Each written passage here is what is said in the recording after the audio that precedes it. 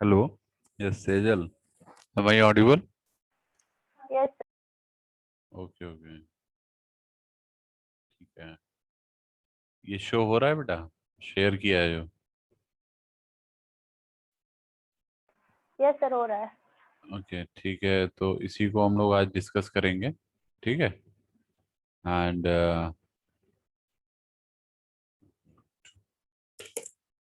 Okay, so last time हम लोगों ने जो स्टडी किया था, ठीक है, लास्ट लेक्चर में, वो हमने बेसिकली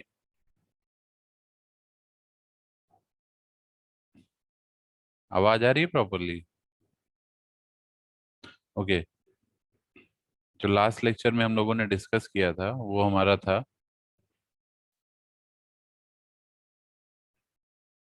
एटमॉस्फेरिक इफेक्ट, ये चल रहा था। ठीक है। एटमॉस्फेरिक इफेक्ट में हमने बताया था कि what is the effect of atmosphere in space wave propagation. तीन तरह के प्रोपगेशन है। फिफ्थ यूनिट में हमने आपको स्टार्ट किया था तो बताया था। First one is ground wave propagation, जिसको हम सरफेस वेव भी कहते हैं। इसके बाद आपका आता है स्पेस वेव प्रोपगेशन। ठीक है। उसके बाद लास्ट में sky wave propagation. Space wave is also known as tropospheric wave propagation and the sky wave is also known as ionospheric wave propagation. ठीक है। तो एटमॉस्फेयर का क्या इफेक्ट पड़ेगा, ये सारे हमने आपको डिटेल में बताया था यहाँ पे कैसे। फिर हमने आपको बताया था reflection from earth earth surface, ये भी हमने आपको कराया था, जिसके लिए मैंने आपको एक डेरिवेशन भी कराया था ये, जिसमें मैक्सवेल इक्वेशन यूज किया था मैंने, फर्स्ट इक्वेशन। उसके थ्रू मैंने आपको ये डेरिवेशन कराया था। Then we have come to the how the propagation मैकेन how the propagation takes place,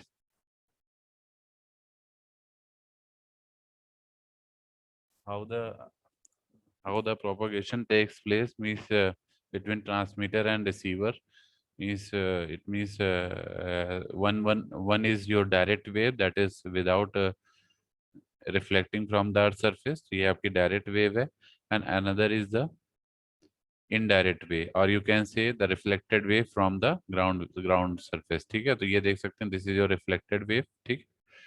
तो दोनों ही वेज में हमारे पास रिसीवर पे सिग्नल रिसीव होते हैं। ठीक।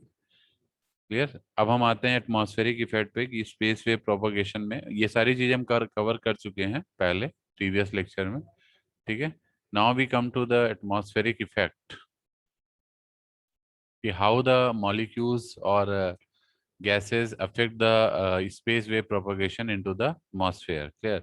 So as the propagation takes place into the atmosphere, you know the atmosphere consists of gas molecules, vapor, water vapor। Clear? ठीक है। And this causes the dielectric constant to be slightly greater than unity. इसकी वजह से आपका जो dielectric constant है वो कुछ बढ़ जाता है यूनिटी से, मीन्स वन से। ठीक है। सो density of air and water vapour very with height. Height के साथ डेंसिटी जो है वेरी करता है, एयर का भी और वाटर वेपर का भी। ठीक है। Which results the dielectric constant and hence refractive index of air depend on the height. ठीक है। रिफ्रैक्टिव इंडेक्स आपका किस पे डिपेंड करेगा? हाइट पे डिपेंड करता है, क्योंकि डाइलेक्ट्रिक कांस्टेंट और रिफ्रैक्टिव इंडेक्स दोनों ही हाइट बढ़ने के साथ चेंजेस होते हैं, वेरी करते हैं। तो बेसिकली ये हाइट पे डिपेंड करता है। जैसे कि आपको पता है कि हाइट जब इंक्रीज होगा तो डाइलेक्ट्रिक कांस्टेंट डिक्रीज होगा। ठीक है। So you can say the variation of refractive index with height gives rise to different phenomena like refraction, deflection, scattering, duct propagation, and fading। Clear? So these are the various, you can say, the mechanism. This is your fading. ठीक है। These are the various propagation mechanism. Clear? That is following through the variation of refractive index with height। Clear? Now the modified refractive index in proper, इसका एक formula याद रखिएगा। जो refractive index है normally N से represent करते हैं, that is approximately equal to the square root of epsilon R. Clear? This is the relation, ये आपको याद रखना है। Similarly you have a modified refractive index. ठीक है। मॉडिफाइड क्या होता है? Modified refractive index in troposphere is defined as the sum of the refractive indexes at a given height above the mean geometrical surface and the ratio of the height to the mean geometrical radius. ठीक है. So if you see, तो ये आपका modified refractive index है. इस पे भी numerical आ जाते हैं पेपर में. फॉर्मूला याद रखिएगा, m से रिप्रेजेंट करते हैं, that is equal to bracket में n-1 plus h upon a.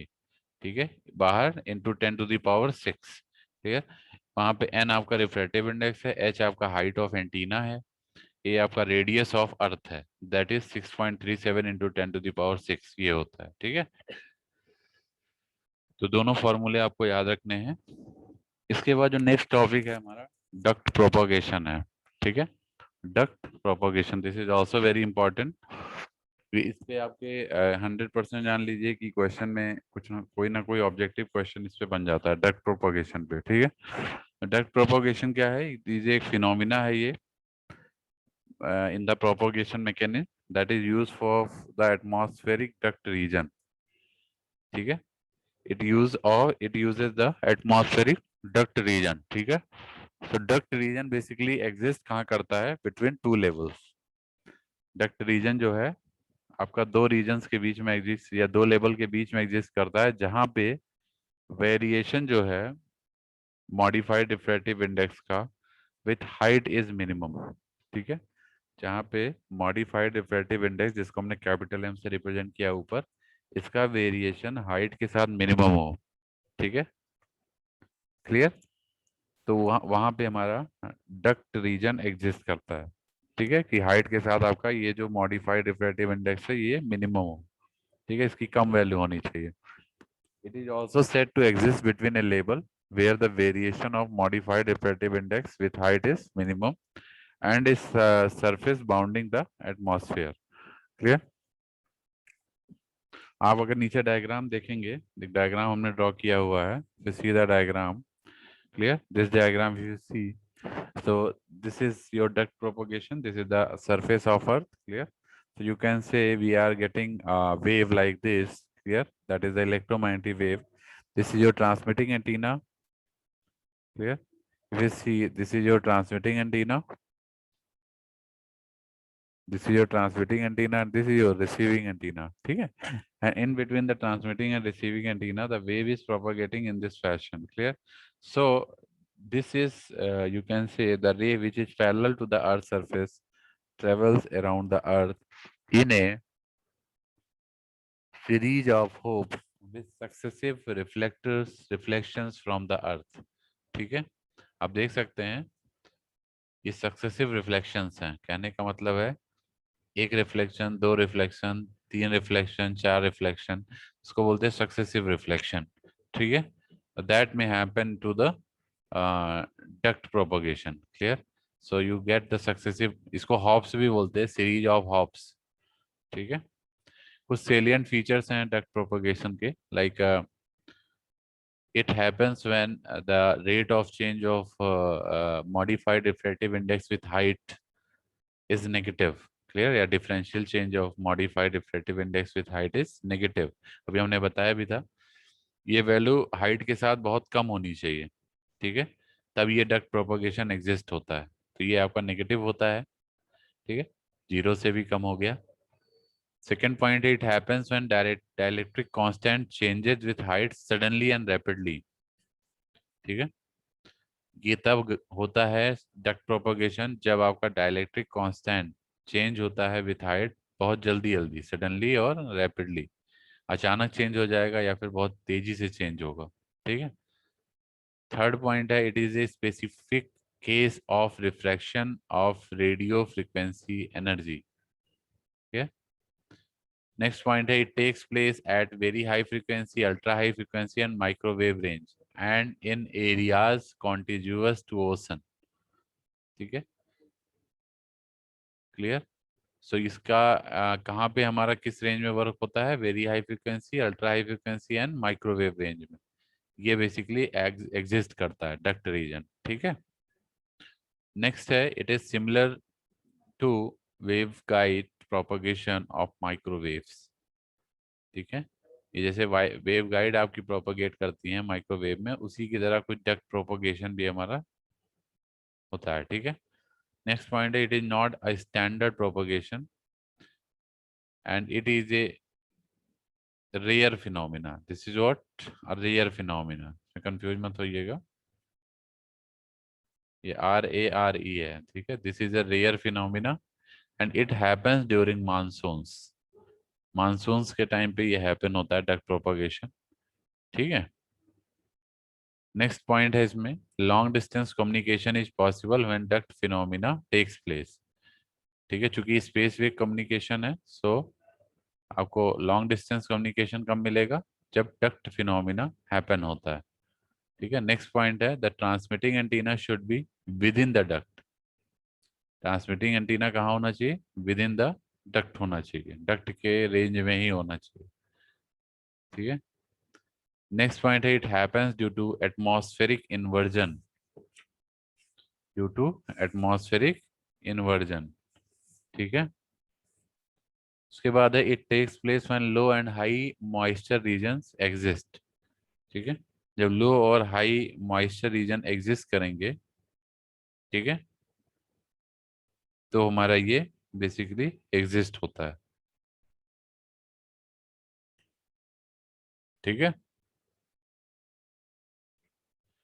इसके बाद आते हैं हम नेक्स्ट, जो हमारा टॉपिक है that is field strength due to space wave. This is another topic after the duct propagation and इसका हम एक लोग डेरिवेशन भी करेंगे, ठीक है। ये फील्ड स्ट्रेंथ, इसको हम लोग कैलकुलेट भी करेंगे, ये आपके सिलेबस में भी है।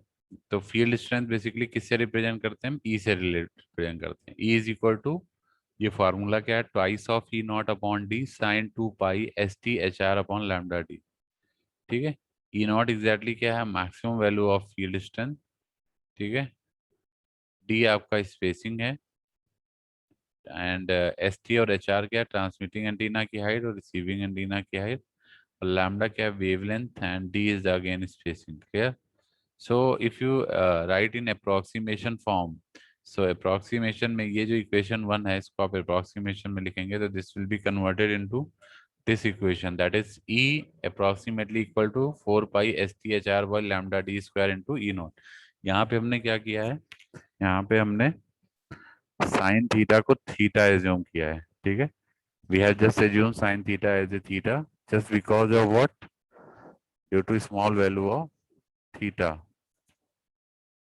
due to small value of theta we have assumed sin theta is equal to theta, ठीक है। हाँ मैं लिख भी देता हूँ,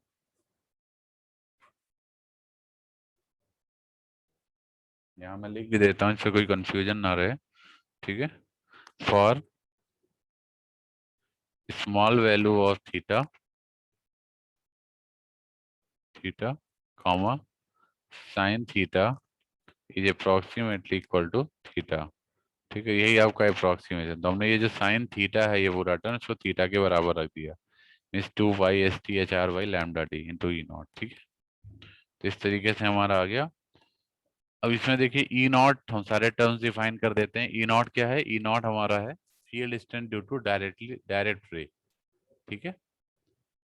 ST क्या है, हाइट ऑफ ट्रांसमिटिंग एंटीना है। HR क्या है, रिसीविंग एंटीना की हाइट है। और D क्या है, distance between two antenna. Clear है, यहाँ तक क्लियर है बेटा सभी को।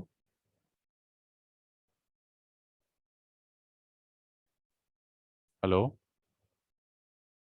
इसको हटा देता हूँ,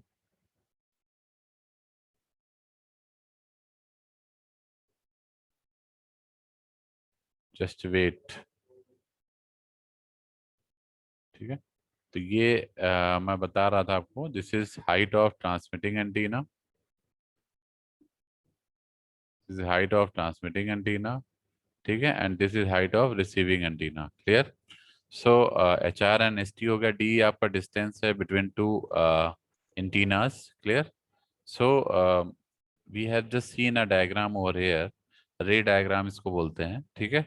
सो you can see we have a transmitting antenna, we have a receiving antenna, and this is the surface, clear. So you can see we have a two types of communication between transmitter and receiver, two-ray model. एक आपका रे है जो directly transmitter and से receiver and जा रही है, जिसको हम डायरेक्ट वेव भी कहते हैं। दूसरा है जो रिफ्लेक्ट होके नीचे से जा रही है रिसीवर एंड पे, जिसको हम इनडायरेक्ट या रिफ्लेक्टेड वेव भी बोलते हैं, ग्राउंड रिफ्लेक्टेड रे। ठीक है। सो हमने ट्रांसमिटिंग एंटीना की हाइट एस टी ले लिया, रिसीविंग की हाइट एच आर ले लिया।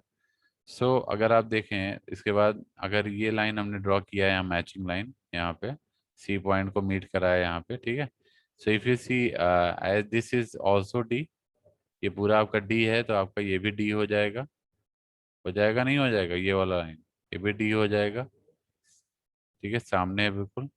ऐसे सिमिलरली आप अगर हाइट ऑफ रिसीवर एंटीना देखें, तो ये हमारा रिसीवर एंटीना का हाइट है। ठीक है। तो चूंकि रिसीवर एंटीना का हाइट हमारे एच आर है, तो रिसीवर एंटीना का हाइट एच आर है, तो H R will be directly equal to the this point, यहाँ तक आ जाएगा एच आर। ये एच आर है, सभी को दिख रहा होगा, तो ये भी एच आर होगा। और जब ये एच आर हो गया, ये पूरा एस टी है, हाइट ऑफ ट्रांसमिटिंग एंटीना, तो ये पोर्शन कितना हो जाएगा, S T minus H R हो जाएगा। ठीक है। और अगर ये हमारे पास ग्राउंड सरफेस ना होता, तो ये लाइट जो स्ट्राइक करके रिफ्लेक्ट हो रही है, ये स्ट्राइक ना कर दी, धीरे धीरे धीरे धीरे नीचे पहुंच जाती। ठीक है।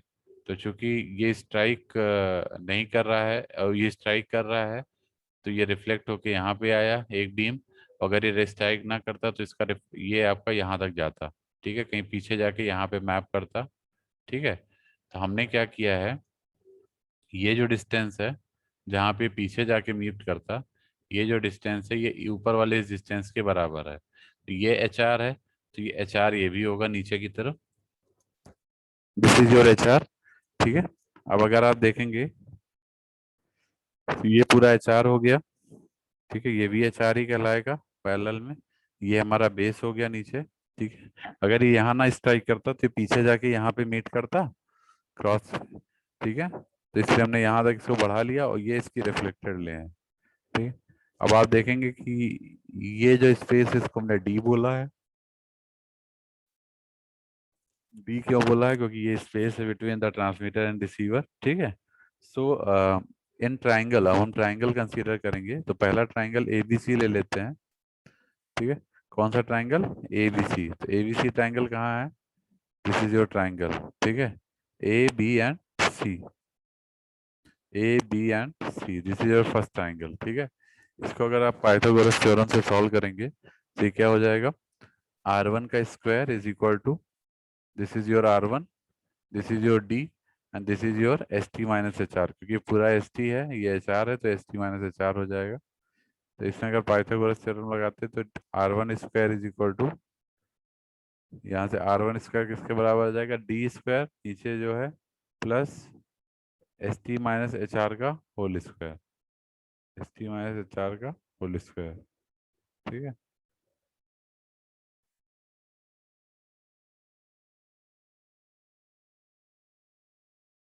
समझ में आ रहा है बेटा सभी को ये? हेलो, समझ में आ रहा है सभी को ये रे डायग्राम? Yes, sir. ठीक है।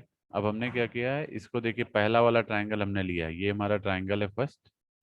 ठीक है। तो इसमें देखिए आर वन का स्क्वायर आपका हो जाएगा किसके बराबर, S T minus H R का स्क्वायर प्लस डी स्क्वायर। ये हमने कर दिया। यहाँ से आर वन की वैल्यू क्या आ जाएगी, अब यहाँ पे डी स्क्वायर आप कॉमन अगर ले लेंगे अंदर, अंदर ही अगर डी स्क्वायर कॉमन लेंगे, तो ये हो जाएगा S T minus H R का स्क्वायर अपॉन डी स्क्वायर। ठीक है, वन प्लस, और डी स्क्वायर अंडर रूट से बाहर निकाल देंगे यहाँ से, तो यहाँ डी आ जाएगा बाहर, और ये पूरा टर्म अंदर अंडर रूट के आ जाएगा। ठीक है। तो ये हमारा होगा इक्वेशन नंबर 3। अब बायनोमियल सीरीज एक्सपेंशन आप लोगों ने पढ़ा होगा कि 1 प्लस माइनस एक्स की पावर अगर n है, तो उसको हम कैसे ब्रेक करते हैं, थ्रू बायनोमियल सीरीज एक्सपेंशन के थ्रू। तो that is 1 plus minus N X plus, sorry, minus 1/2 into 4 into X square plus and so on. तो हमको पहले दो टर्म तक ही लेना है, क्योंकि हम मान के चल रहे हैं ये जो हमारा टर्म है, ये आपका एज ए एक्स काम कर रहा है। यहाँ पे आप देख सकते हैं, अगर एक्सटेंशन के फॉर्म में देखेंगे, this is working as a X. तो मान के चल रहे हैं ये जो हमारा टर्म है ये स्मॉल है, this is very small, so higher terms will be negligible. तो इसको हमने हायर टर्म्स को नेग्लेक्ट कर दिया है, तो हमको क्या मिल जाएगा, केवल फर्स्ट टू टर्म हमें लेने हैं, ठीक है। We will just take the first two term, तो ये फर्स्ट टू टर्म हम लेंगे। तो 1 प्लस माइनस एक्स की पावर हाफ, अगर फर्स्ट टू टर्म देखेंगे तो 1 प्लस माइनस 1/2x है, तो इतना ही टर्म आपको इसके लिए भी लेना है, ठीक है। तो देखिए हमने यहाँ पे यही किया है, तो R1 हमारा आ गया D 1 प्लस एक्स का टर्म, ठीक है।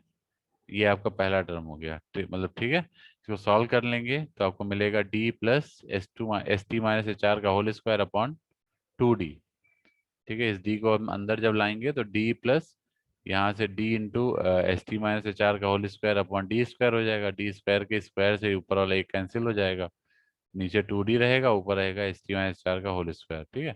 Similarly you can do it for triangle BD' BD', BD' कहाँ है, अगर आप देखेंगे तो ये वाला ट्रायंगल है, ये जो नीचे वाला, ये देखिए ये पूरा यहाँ से लेके ये पूरा ट्रायंगल है BD' और E', क्योंकि अगर ये यहाँ ना टकराता तो ये यहाँ पे जाके मीट करता। तो हम पूरा ये ट्रायंगल ले रहे हैं कि हमारा ये ट्रायंगल अगर हम देखें तो कितना, क्योंकि हमें पार्ट डिफरेंस निकालना है पहले, ठीक है। पार्ट डिफरेंस आप तभी निकाल पाएंगे जब आप पूरा एज्यूम करके चलेंगे, ठीक है। We have just taken it as a full triangle, ठीक है। सो इसके लिए देखेंगे तो आपका हो जाएगा ये, again apply the same Pythagoras theorem. तो ये आपका पूरा कितना है, ये R2 है, this is your R2, this is your diagonal. तो R2 का स्क्वायर इज इक्वल टू हो जाएगा D स्क्वायर, ये बेस आपका D है पूरा, तो D स्क्वायर प्लस ये वाली हाइट, ये वाली हाइट कितनी है, ये वाली हाइट हो जाएगी ST प्लस HR, ये पूरा ST और ये HR, तो ST प्लस HR का होल स्क्वायर। तो देख सकते हैं R2 square is equal to D square plus ST plus HR का होल स्क्वायर, ठीक है। तो ये हो जाएगा, यहाँ से D स्क्वायर कॉमन ले लिया, तो D स्क्वायर ब्रैकेट में 1 प्लस ST प्लस HR का होल स्क्वायर अपॉन D आ जाएगा, नहीं आ जाएगा, बताइए, आ जाएगा ये। D स्क्वायर कॉमन लेंगे, बल्कि यहाँ पे भी D स्क्वायर आएगा, ठीक है। अब अंडर रूट जब लेंगे, इफ यू टेक द, यहाँ से स्क्वायर से अंडर रूट हटाएंगे, अंडर रूट आ जाएगा राइट साइड में, तो यहाँ बचेगा D ब्रैकेट में 1 प्लस इस पूरे का की पावर 1/2, ठीक है, इस पूरे की पावर 1/2। तो इस पूरे का अगर 1/2 करेंगे, देखिए और उसको उसके बाद उसमें बायनोमियल एक्सटेंशन भी लगाएंगे, तो जैसे पहले वाले कंडीशन पे लगाया था, तो आपको रिजल्ट फाइनली मिलेगा R2 is equal to D plus ST plus HR का whole square upon 2D by applying the binomial condition also, ठीक है।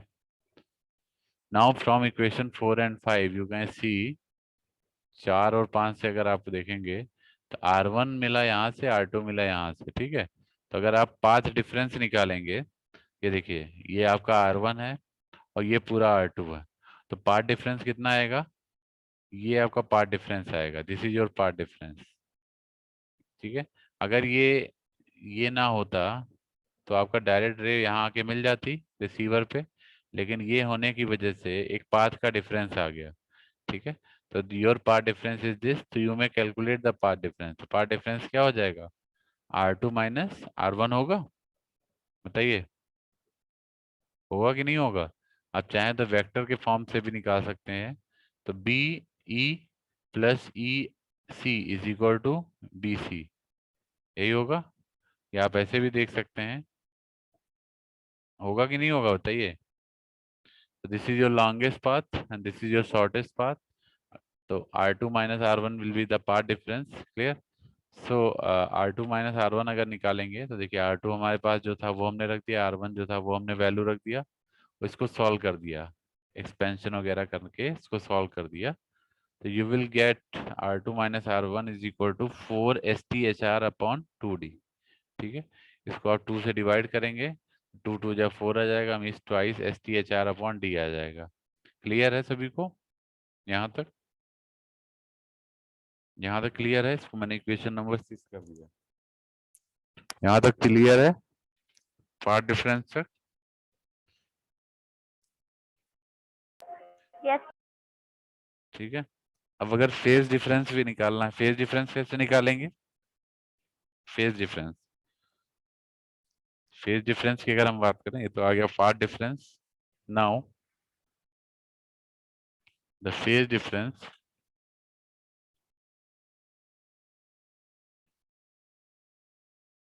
द फेज डिफरेंस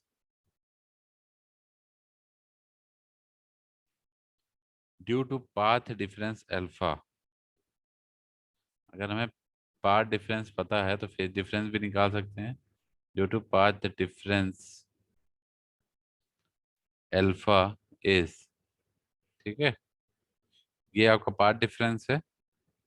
ठीक है, अल्फा आपका क्या होता है? अल्फा की अगर हम बात करें, alpha is equal to path difference into K होता है। ठीक, के क्या है? वेव नंबर है। ठीक है, इसकी वैल्यू क्या होती है? आप लोगों ने पढ़ा भी होगा, path difference into 2 pi by lambda. के की वैल्यू क्या है? 2 पाई बाय लैम्डा। ये मैं पीछे ही बता चुका हूँ जब एंटीना पढ़ा रहा था आपको। ठीक है, तो अल्फा की वैल्यू यहाँ से क्या आ जाएगी आपकी? Alpha is equal to, path difference कितना निकाला है आपने? 2 ST HR/D निकाला है, इसके यहाँ रख दीजिए 2 ST HR/D। ठीक है,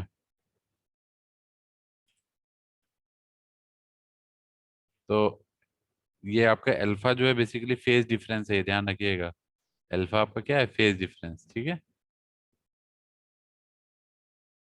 तो 2 ST HR/D into 2 pi by lambda आ जाएगा। ये देखिए 2 pi by lambda, part difference हमने ऊपर वाला रख दिया। ठीक है, और इसको 2 पाई बाय लैम्डा से मल्टीप्लाई करें तो हमको अल्फा मिल गया। ठीक है, नाउ लेट, हमको निकालना क्या है ये आपको पता है, हमको इलेक्ट्रिक फील्ड निकालना है। स्टार्ट कहाँ से किया था हमने? ये देखिए field strength due to space wave, तो हमको ई की वैल्यू ये प्रूव करना है। ठीक है, जिसके रिगार्डिंग हम लोग ये काम कर रहे हैं। ठीक है, अब इसके बाद आप क्या करेंगे इसमें?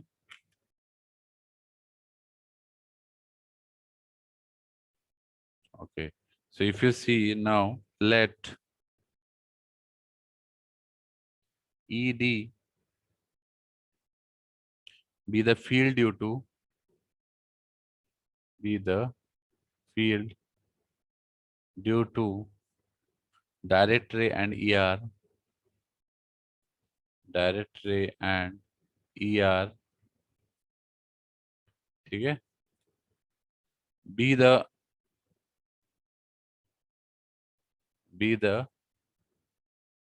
field due to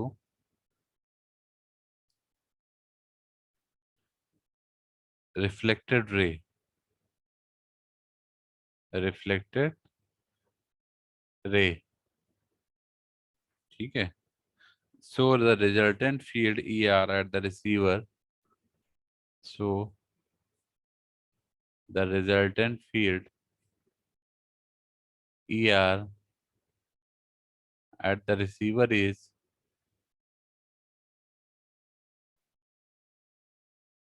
at the receiver is, ER is equal to ED plus ER into E की पावर माइनस जे साई। ठीक है, ये क्या है? This is your resultant field. ठीक है, is equal to the field due to direct ray, क्योंकि आपको देख रहे होंगे डायग्राम में, एक आपको जो अगर रिजल्टेंट फील्ड देखेंगे रिसीवर पे तो दो दो दो चीज से मिल रही है, दो रेस से मिल रही है। एक तो ये जो डायरेक्ट रे आ रही है इसकी वजह से फील्ड मिल रही है, और एक आपकी ये रिफ्लेक्टेड रे जो आ रही है इसकी वजह से फील्ड मिल रही है। ठीक है, तो इसीलिए हमने दोनों को कंसीडर किया है। तो E R is equal to E D plus E R into E की पावर, जो रिफ्लेक्टेड वे है इसमें बेसिकली एक्सपोनेंशियल टर्म भी हमारा जायज है, लेकिन जो हमारा डायरेक्ट रे है that is directly coming to that point. फिर इसको इक्वेशन नंबर 7 कर लीजिए। This is equation number 7। ठीक है, now when a wave is incident on earth, when a wave is incident on earth, ठीक है, it is reflected with the same amplitude, it is reflected with the same amplitude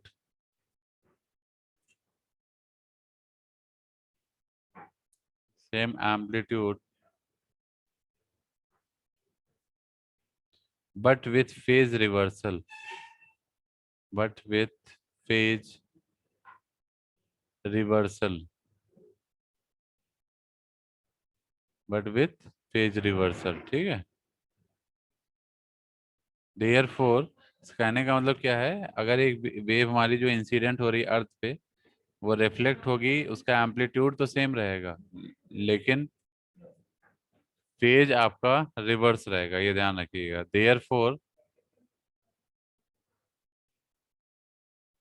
therefore the total phase is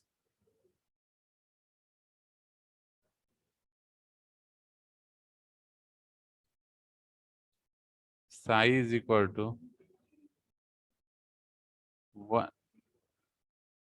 180 degree plus alpha, ठीक है।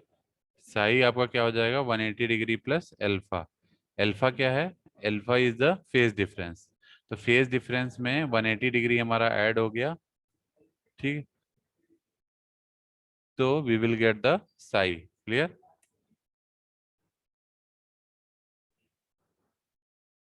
ठीक है,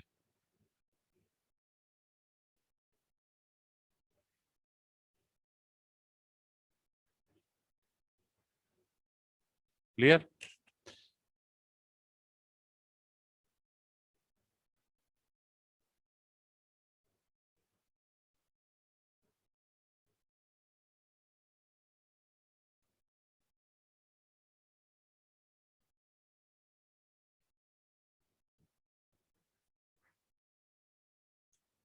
okay, so ये psi हो गया।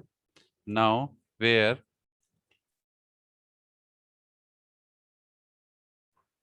Alpha is phase difference,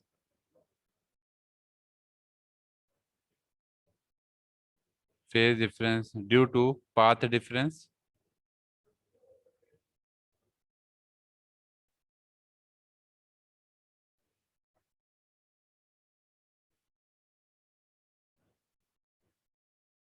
more over,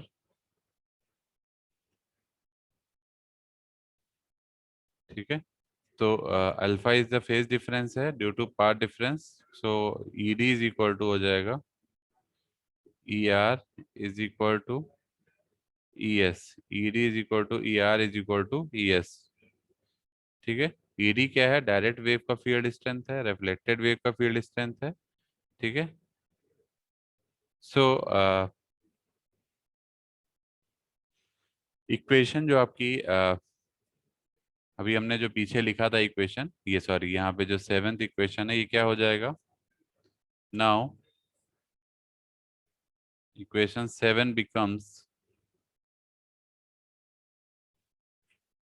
becomes ER is equal to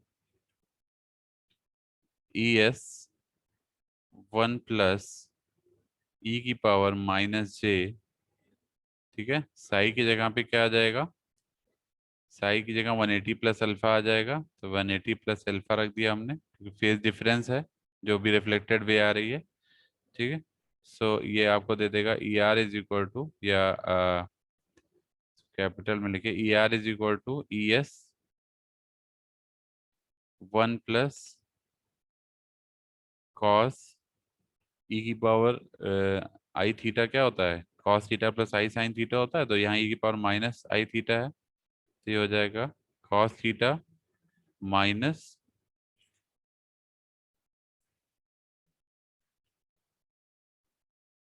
cos theta minus j sine theta हो जाएगा, तो cos theta minus j sine 180 plus alpha, ठीक है। तो इसको आप सॉल्व कर लेंगे तो it will give you E S bracket में 1 minus cos 180 plus theta is cos theta minus cos theta, ठीक है। और ये जो minus j sine 180 plus alpha है ये क्या दे देगा, प्लस, मतलब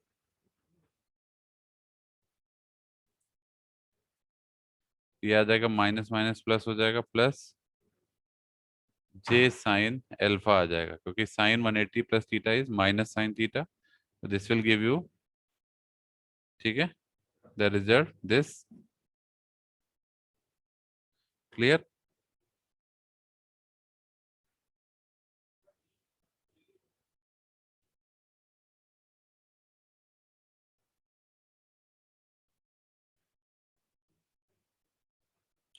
ठीक है, तो ये हमारा आ गया।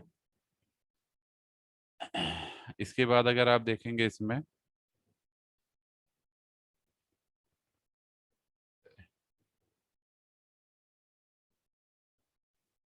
This will give you ES 1 minus cos alpha का whole square plus sine square alpha. ये हमने क्या लिया है, ये हमने मॉड वैल्यू लिया है, ठीक है। हमने क्या लिया, ये मॉड वैल्यू है, this is your mod value, ठीक है। So it will give you what, ES mod under root 1 minus, अब ये देख सकते हैं आप, इसको हम लोग लिख सकते हैं साइन स्क्वायर अल्फा को लिख सकते हैं 1 माइनस कॉस स्क्वायर अल्फा, ठीक है। This will give you twice 1 minus cos alpha, ठीक है, इस तरह से लिख सकते हैं मॉड वैल्यू में। So it will give you what, ES under root 4। अब आप अगर देखेंगे कॉस अल्फा को लिख सकते हैं 1 minus 2 sign square alpha by 2, ठीक है। तो 1 minus 2 sign square alpha by 2 लिखेंगे, तो ये 1 से 1 कैंसिल हो जाएगा और माइनस माइनस मिलके प्लस हो जाएगा। तो 2 साइन स्क्वायर अल्फा बाई 2, बाहर भी 2, 2 इंटू 2 मिलके 4 हो जाएगा। तो ये आ गया 4 साइन स्क्वायर अल्फा बाई 2, ठीक है। So E is equal to twice of ES sine alpha by 2, ठीक है। But you know that ES आपका जो है वो E नॉट बाई डी के बराबर है, ठीक है। ES is E not by D, so E is equal to हो जाएगा twice of E not by D sine, alpha की जगह क्या रखेंगे, अल्फा की जगह क्या रखेंगे, पीछे देखिए लोगों ने निकाला था ये अल्फा, क्या निकाला था, 2ST HR/D इंटू 2 पाई/लैम्डा। ये देखिए यहाँ पे ये वाली वैल्यू उठा के वहां रख दीजिए, तो साइन 2 पाई HT HR/लैम्डा D, ठीक है। एच नाउ एच, ये आपका एक तो ये आ गया, ठीक है। H D is much greater than ST और HR, equation so equation numbering कर देते हैं, ये इक्वेशन नंबर 8 है। सो इक्वेशन 8 बिकम, ठीक है, E इज इक्वल टू 4 पाई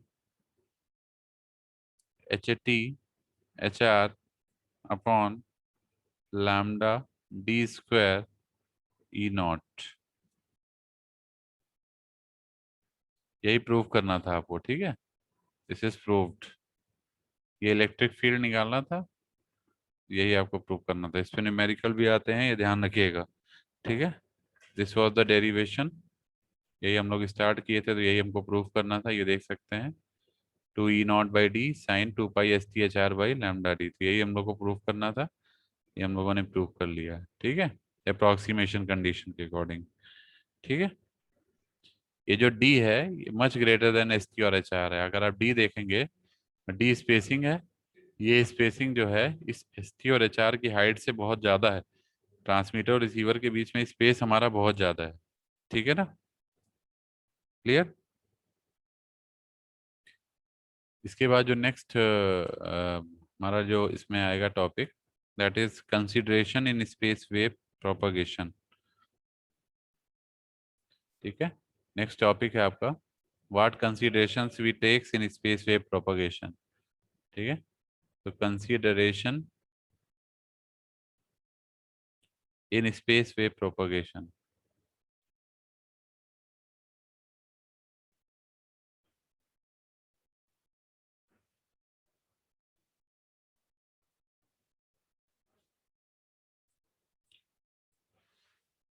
तो फर्स्ट कंसीडरेशन जो हमारा है वो क्या है,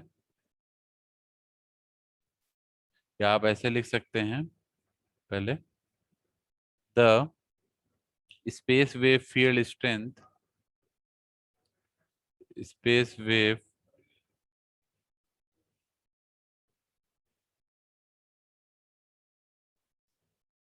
is affected by the following, is affected by the following,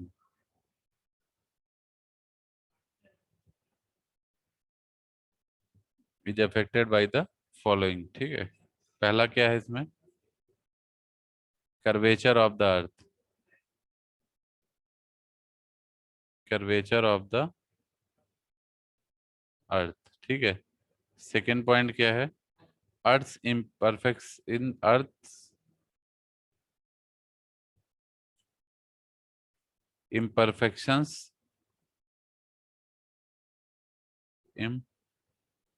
imperfections and roughness, ये सब फील्ड स्ट्रेंथ को अफेक्ट करते हैं स्पेस वेव प्रोपगेशन में, जितने भी पॉइंट मैं लिखवा रहा हूँ। ठीक है, एंड रफनेस। ठीक, नेक्स्ट पॉइंट है hills, comma, tall building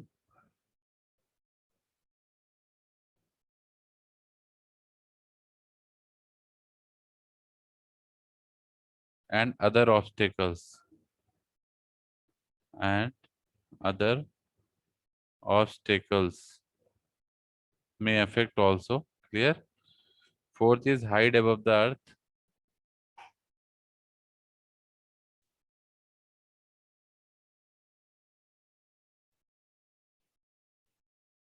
Fifth one, transition between ground and space wave।